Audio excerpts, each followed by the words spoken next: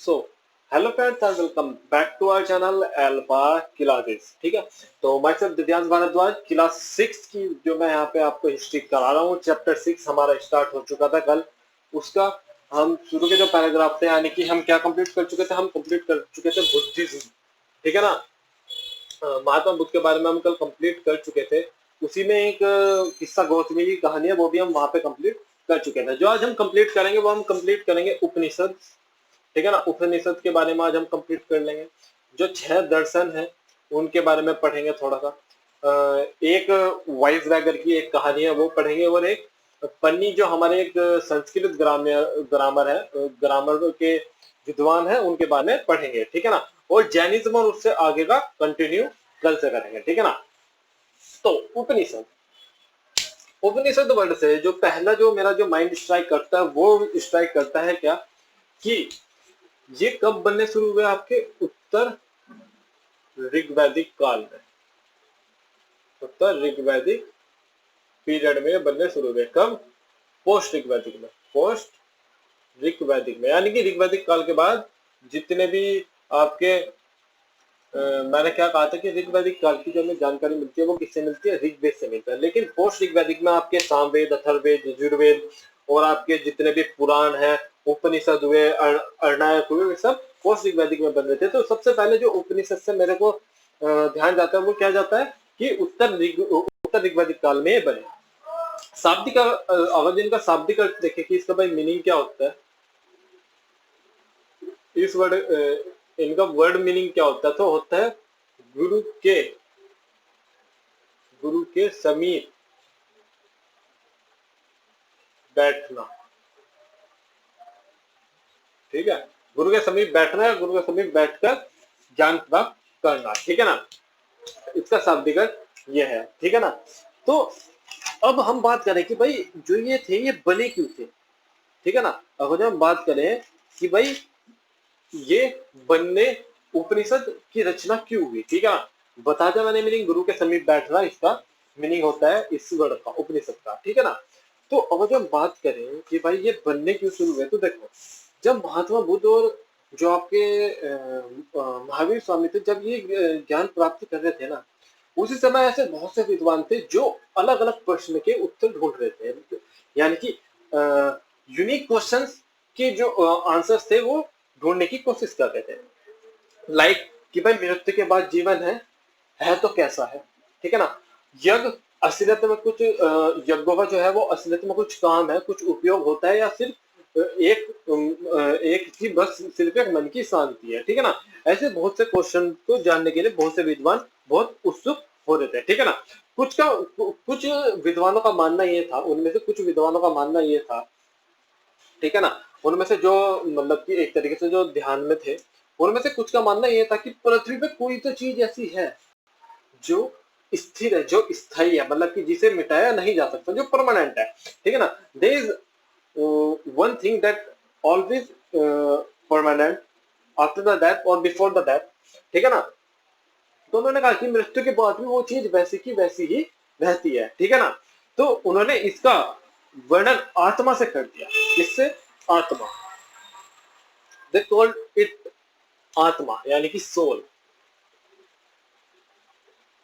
आत्मा यानी कि सोल, या फिर इसे उन्होंने क्या कहा, उन्होंने इसे कहा ब्रह्म। क्या कहा? ब्रह्म। ब्रह्म के नाम से भी ये जाने जाने लगा। तो इनका क्या था, अथवा सर्वभौम आत्मा, या फिर अर्थात सर्वभौम आत्मा का मतलब कि भाई जो कभी मतलब आत्मा तो हमारी आप सबको पता ही है। ठीक है ना, तो उसी उसी की तरह। ठीक है ना, अतः ये आत्मा तथा ब्रह्म को एक ही मानते थे। यानी कि आप देख रहे हो आत्मा सोल ब्रह्म, तो ये ब्रह्म को और आत्मा को, ब्रह्म को और आत्मा को एक ही मानते थे। ठीक है ना, ऐसे कई विचारों का संकलन उपनिषद में हुआ। ठीक है ना, ऐसे बहुत से जो विद्वान थे, उनकी जो मतलब वे जो सोचते थे उनका आंसर उन्हें मिला। तो उसका बहुत उनके जो आंसर है वो किसमें? उपनिषद में रचे गए। ठीक है ना, अब जो उपनिषद में बात करें कि उपनिषद में कैसे रचे गए, तो देखो उपनिषद में ये ऐसे रचे गए कि स्टूडेंट और टीचर, यानी कि आपका विद्यार्थी और एक शिष्य के बीच में बातचीत करते हुए इन्हें दर्शाया गया है कि भाई या तो उन्हें ज्ञान दे रहे हो, या तो उन्हें पढ़ा रहे हो, या कोई क्वेश्चन किसी स्टूडेंट ने उठाया तो वो बताया जा रहा हो। तो इस तरीके से इसे रचा गया है, ठीक है ना। चलो देखो, बात ये हुई, बाद में देखो संकलन किया गया। ये विचार सामान्य, देखो ये जो विचार है ना, सामान्य वार्तालाप में दिखाए गए हैं, ठीक है ना भाई। एक स्टूडेंट और एक टीचर की वार्तालाप में, यानी कि बातचीत में दिखाए गए हैं, ठीक है ना, टॉकिंग टू ईच अदर, ठीक है ना, student teacher talking to each other, इस तरीके से दिखाए गए हैं, ठीक है ना। इन चर्चाओं में भाग लेने वाले ज्यादातर, इन चर्चाओं में देखो जो उपनिषद की जो चर्चाएं थी, इनमें भाग लेने वाले ज्यादातर जो होते थे वे पुरुष होते थे। पुरुष भी कैसे, जो ब्राह्मण और राजा होते थे वो लेते थे, जो सामान्य आदमी है, जो पर आदमी है, वो नहीं लेता था। क्यों? ऐसा नहीं था कि मना थी, ले सकते थे, लेकिन लिया क्यों नहीं जाता था उन्हें? क्योंकि यार एक पुअर आदमी है भाई, अगर जो अपना काम काज छोड़ के जाएगा ना, आज की तरह नहीं था कि जी महीने की दिहाड़ी मिल रही है, पर डे की दिहाड़ी मिलती थी, पर डे का वो अपना घर का खर्चा उठाते थे पर डे के हिसाब से, ठीक है ना। तो उसी के हिसाब से क्या इन्होंने देखा कि भाई क्या कहते हैं, आते थे लेकिन बहुत कम लेवल पे आते थे, ठीक है ना। मान लो भाई आने चाहिए 10, आ रहे हैं 2 दिन, क्यों भाई? घर का खर्चा उठाने के लिए भाई उन्हें बाहर जाना पड़ता था, ठीक है ना। मेनली जो आते थे पुरुष ही आते थे, लेकिन कभी कभी क्या हुआ, एक महिला का नाम आता है गार्गी। गार्गी, ये महिला थी, ये इस वाद विवाद में बहुत स्त्री विचारकों का भी इसमें, इसका स्त्री विचारकों में गार्गी का सबसे ज्यादा उल्लेख प्राप्त करता है। गार्गी का उल्लेख इन उपनिषदों में बहुत ज्यादा प्राप्त होता है। ये वाद विवाद में बहुत ज्यादा करके, बहुत ज्यादातर ये इससे क्या करती थी, वाद विवाद दूसरे से किया करते थे, ठीक है ना। चलो, तो ठीक है ना, तो राज दरबार में जितने भी होते थे उसमें ये हिस्सा लेती थी, ठीक है ना। इसी तरह एक प्रसिद्ध देखो अब वाद विवाद हो रहा है, ठीक है ना भाई, गार्गी भी हिस्सा ले रही है। तो इसी वाद विवाद में एक जो सबसे मेन नाम आता है वो आता है आपका क्या, सत्यकाम जावला। सत्यकाम जावला, किसका नाम आता है? सत्यकाम, सत्यकाम जावल, सत्यकाम जावल का। सत्यकाम जावल क्या थे? सत्यकाम जावल की और एक छोटी सी बात करते हैं। इनका जो नाम पड़ा वो पड़ा इनकी दासी माँ के नाम, ठीक है ना। इनकी दासी माँ जो इनको देख रेख करती थी, उनके नाम पे इनका नाम पड़ा। इनके मन में सत्य जानने की उत्सुकता थी, यानी कि ये सत्य को जानना चाह रहे थे कि भाई व्हाट इज ट्रूथ। तो ट्रूथ, ट्रूथ क्या है उसे जानने की इनमें जिज्ञासा हुई। तो इन्होंने इनके एक टीचर थे गौतम, माँ गौतम बुद्ध नहीं, मतलब गौतम नाम के एक टीचर थे इनके। तो उन्होंने इन्हें एज ए स्टूडेंट अपने पास रखा, ठीक है ना। और ये अपने समय के सर्वाधिक प्रसिद्ध विचारक बने, सर्वाधिक प्रसिद्ध विचारक ये बन के उभर में आए, ठीक है ना। फिर उपनिषदों के बारे में कई विचारों का विकास बाद में प्रसिद्ध विचारक शंकराचार्य के द्वारा कराया गया, ठीक है ना। उपनिषदों में जो मेन जो, अगर जो हम बात करें कि भाई मेन की बात करें कि भाई ज्यादातर किसने और जो ज्यादा प्रसिद्ध हुए वो कौन है, तो देखिए शंकराचार्य, ठीक है ना। तो कई विचारकों के बाद में शंकराचार्य ने क्या करा, शंकराचार्य के द्वारा भी इसमें विकास, इसमें प्रसिद्ध विचारकों में शंकराचार्य के द्वारा किया गया, ठीक है ना। उपनिषदों के कई विचारकों का विकास बाद में प्रसिद्ध विचारक शंकराचार्य के द्वारा किया गया।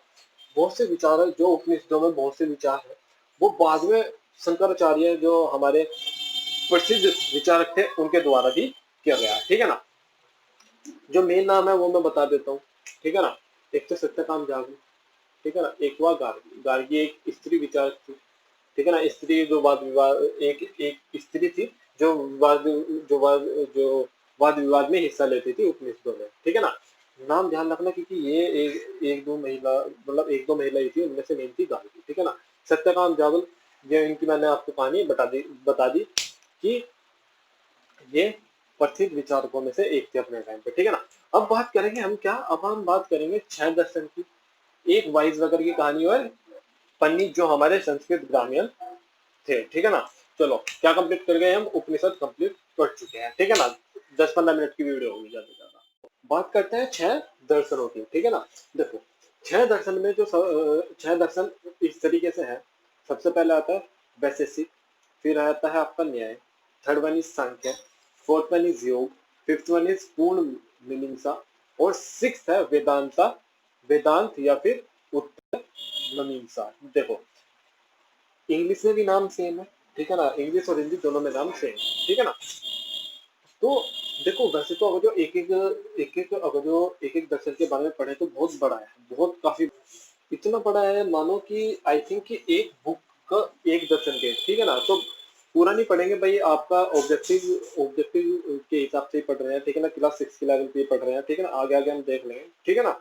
चलो अब बात करते हैं कि देखो जो दर्शन की इन जो जो ये 6 दर्शन है, इनकी स्थापना क्रमवंश यानी कि भाई सीरियल नंबर वाइज अगर जो हम इन्हें रखें कि भाई कौन सा कि भाई किस किस तरीके से किस किस ऋषि ने ये बनाए। सबसे पहले जो ऋषि थे वो थे ऋषि कर्ण, फिर है ऋषि गौतम, फिर कपिल ने बनाया, फिर पतंजलि ने बनाया, फिर जमनी ने बनाया, फिर व्यास। देखो 1 2 3 4 5 6, 1 2 3 4 5 6। तो विशेषिक ऋषि कर्ण ने, गौतम ने न्याय, कपिल ने सांख्य, पतंजलि ने योग, जैम जैमिनी ने पूर्ण मीमांसा, व्यास ने वेदांत या फिर उत्तर मीमांसा दर्शन को रचा, ठीक है ना, यानी कि लिखा, ठीक है ना। देखो जर्मन के एक भारतविद है, यानी कि जर्मनी के एक विद्वान है, ठीक है ना, विद्वान नहीं हाँ विद्वान ही मान लो, ठीक है ना। लेकिन जो खोज है वो उन्होंने भारत पे ज्यादा करी, ठीक है ना। तो उनका नाम क्या है, मैक्स मुलर। मैक्स मुलर के अनुसार जो ये 6 दर्शन है ना, इनकी पीढ़ियों के दौरान व्यक्तिगत विचारकों के योगदान से हुआ। ये एक दूसरे से भिन्न दिखते हैं परंतु सत्य इन सब में देखा जा सकता है। देखो क्या हुआ भाई, अलग अलग पीढ़ी में बने, ठीक है ना, भाई अलग अलग ऋषि ने बने, अलग अलग पीढ़ी में बने, ठीक है ना। क्या हुआ भाई, सामान्य लोगों को देख देख के बने, ठीक है ना, सामान्य जो हरकतें उन्हें देख देख के बने। सब चीजों में अलग अलग चीजें हैं, देखो भाई न्याय हो गया, उसमें योग हो गया, इसमें सांख्य हो गया, ठीक है ना, हर चीज में अलग अलग चीज है, ठीक है ना भाई। यही देखो न्याय और योग में कितना अंतर होता है, ठीक है ना। तो अलग अलग है, लेकिन इन सब चीजों में इन 6 के 6 में जो एक चीज कॉमन देखी गई वो है सत्य यानी कि ट्रुथ, ठीक है ना। अब देखना, देखो पहली बात है पतंजलि, जो पतंजलि का मतलब आप बाबा रामदेव से बिल्कुल मत लगा लेना, ठीक है ना। फिर दूसरी बात गौतम, ये ऋषि गौतम है ना कि तो गौतम बुद्ध और महावीर ज्ञान का इसमें इस वजह से नहीं आता क्योंकि उन्होंने किसी भी दर्शन की आपकी रचना नहीं की थी, ठीक है ना। फिर आते हैं, और अब क्या कंप्लीट हो गया हमारा, 6 दर्शन पूरे हो गए। अब हम देखेंगे वाइसबैगर की एक कहानी, द स्टोरी ऑफ वाइसबैगर, और एक है पन्नी जो हमारे ग्रामीण है, वो अब हम उनके बारे में पढ़ लेते हैं थोड़ा सा। तो अब हम देख रहे हैं आपका क्या, एक द वाइसबैगर बुद्धिमान भिखारी की कहानी। ये कहाँ से ली गई है, ये जो कहानी आती है ये आती है जो आपका छंदोग्य उपनिषद है, उसमें से एक कहानी ली गई है। तो उसमें क्या था कि 2 ऋषि होते हैं, एक का नाम होता है सोनक, एक का नाम होता है अभिवर्तनी, ठीक है ना। ऋषियों के नाम इतने जरूरी नहीं है, बस कहानी सुनो, सोनक और अभिवर्तनी। बस आएगा तो ये आ जाएगा ज्यादा ज्यादा कंपटीशन लेवल में कि भाई जो बुद्धिमान भिखारी की जो कहानी है वो कौन से उपनिषद से ली गई है। तो छंदो उपनिषद, ध्यान रखना नाम, कौन सा, छंदो उपनिषद, ठीक है ना। तो इसमें क्या है कि जो ये दोनों क्या थे, जो ये दोनों ऋषि थे, ये किसको मानते थे, किसकी उपासना करते थे सार्वभौम आत्मा की, यानी कि आत्मा की, यानी कि ब्रह्म की, ठीक है ना। तो एक भिखारी आया, भिखारी ने ये भोजन करने बैठे थे उसी समय, तो एकदम से एक भिखारी आता, उन्होंने कहा कि क्या मुझे भोजन मिल सकता है। तो इन्होंने कहा कि भाई हम आपको भोजन क्यों दे, आप हमें ये बताइए। तो भिखारी ने कहा कि अच्छा आप ये बताइए कि आप किसकी उपासना करते हैं। तो उन्होंने कहा कि हम सार्वभौम आत्मा की उपासना करते हैं। तो भिखारी ने कहा कि सार्वभौम का मतलब है हर जगह, जगत के हर एक चीज में, हर एक तत्व में, हर एक प्लेस, यानी कि कोई भी चीज हो, चाहे एक मिट्टी का कण हो, चाहे पेड़ की पत्तियां हो, चाहे हवा हो, चाहे पानी हो, कि हर एक में उस परमात्मा का होना, उस आत्मा का होना। उन्होंने कहा जी हाँ। तो कि इस हिसाब से तो भाई मेरे अंदर भी सार्वभौम आत्मा होगी, सार्वभौम आत्मा होगी। उन्होंने कहा बिल्कुल। तो ये देखो कि किस तरीके से उस बंदे ने डिफाइन करा, और इन दोनों ऋषियों ने खुश होकर उसे भोजन दिया, ठीक है ना। ये बुद्धिमान भिखारी की कहानी। फिर बात करते हैं पन्नी द ग्रामीण, व्याकरण विद पन्नी। तो देखो पन्नी की बात करें, किसी पन्नी की बात करें तो ये जो है हमारे यहाँ के सबसे बड़े ग्रामीण जिन्होंने संस्कृत व्याकरण लिखी। क्या लिखी थी इन्होंने? व्याकरण लिखी थी संस्कृत की। देखो जैसे इंग्लिश में ग्रामर होती है कि भाई ये चीज ये यहाँ लगनी चाहिए, हिंदी की होती है भाई इसके ऊपर ये मात्रा आएगी, इसी तरीके से संस्कृत व्याकरण, ठीक है ना, कि भाई कौन सी चीज कहाँ पे आनी है, ठीक है ना। फिर उन्होंने स्वर और व्यंजनों को एक विशेष क्रम में रखकर उनके आधार पर सूत्रों की रचना की। किसे? स्वरों को, यानी कि जो हम बोलते हैं उनको, और व्यंजनों को, दोनों को एक साथ रख के एक नए उन्हें एक सूत्र में बांध के वो कर बांध दिया और रचना करी। ये सूत्र बीज गणित के सूत्र से काफी मिलते हैं। बीज गणित जो होता है मैथमेटिक्स से बहुत ज्यादा ये मिलते हैं, बहुत ज्यादा सिमिलर है, ठीक है ना। इसका प्रयोग उन्होंने संस्कृत भाषा के प्रयोग के नियम के लघु सूत्र अप्रोक्स 3000 लघु सूत्र, अप्रोक्स कितने, आपको तो ये पूछ ले कि भाई संस्कृत व्याकरण में कितने लघु सूत्र हैं, तो अप्रोक्स 3000 लघु सूत्र आपने आपके पन्नी ने उसमें दिए हैं, ठीक है ना। तो यहीं पे खत्म हो जाता है आज के टॉपिक्स। कल हम बात करेंगे जैनिज्म और उससे आगे की, ठीक है ना। आज के लिए इतना ही, ठीक है। और एक इम्पोर्टेंट बात ये थी कि भाई मैंने आपको बता दिया ऑनलाइन और ऑफलाइन क्लासेस हमने स्टार्ट कर रखी है, ठीक है ना। आप चाहें तो आप हमें कांटेक्ट कर सकते हैं, ठीक है ना। व्हाट्सएप लिंक थ्रू एफबी और थ्रू इंस्टा आप पे कॉल आ जाएगी, बात हो जाएगी, ठीक है ना। जिस भी आप क्लास का लेना चाहेंगे वो समय सब डिस्कस कर लेंगे, ठीक है ना। सब कुछ ऑफिशियल होगा, आप पे एक स्कैन कॉपी आएगी, ठीक है ना।